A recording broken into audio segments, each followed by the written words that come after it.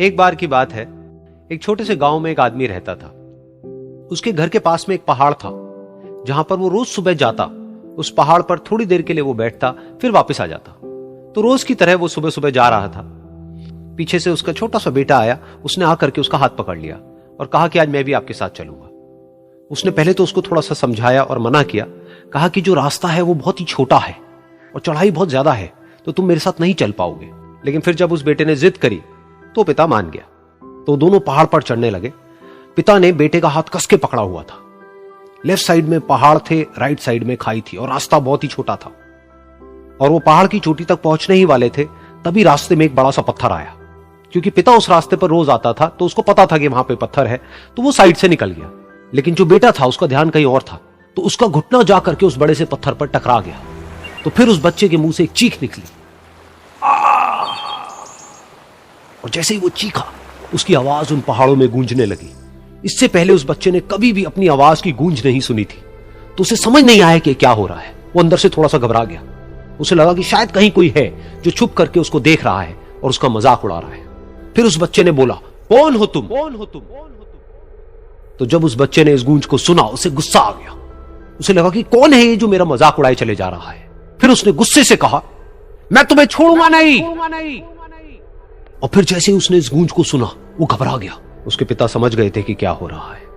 उसने अपने पिता का हाथ कस के पकड़ लिया और उनसे पूछा, कौन है ये जो मुझे इतना तंग कर रहा है? कौन है ये जो मुझे इतना डरा रहा है? तो उसके पिता थोड़ा सा मुस्कुराए और उन्होंने खाई की तरफ देखा और जोर से बोला, मैं तुमसे बहुत प्यार करता हूं। ये सुनकर वो बच्चा हैरान हो गया। उसे समझ नहीं आया कि हो क्या रहा है, कि वही इंसान जो उसका मजाक उड़ा रहा है और उसको तंग कर रहा है, वो उसके पिता को बोल रहा है कि मैं तुमसे बहुत प्यार करता हूं। तो उसके पिता ने अपने बेटे को देखा और वो समझ गए कि उसके मन में क्या चल रहा है। और फिर दोबारा उन्होंने बोला, तुम बहुत अच्छे हो।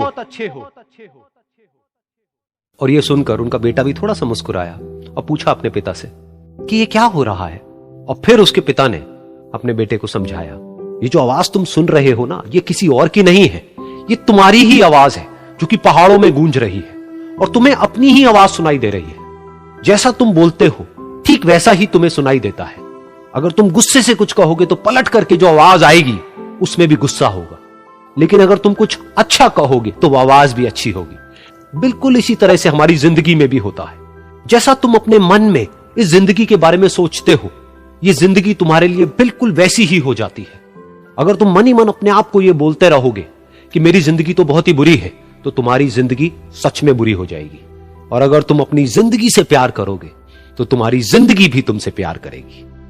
ये बात उस बच्चे के दिमाग में घर कर गई और फिर वो दोनों उस पहाड़ की चोटी पर गए। लेकिन बच्चे के दिमाग में यही बात घूम रही थी। और फिर वो बच्चा खिलखिला के हंसा और उसने अपने दोनों हाथ खोले और अपनी पूरी ताकत से बोला, मैं तुमसे बहुत प्यार करता हूं।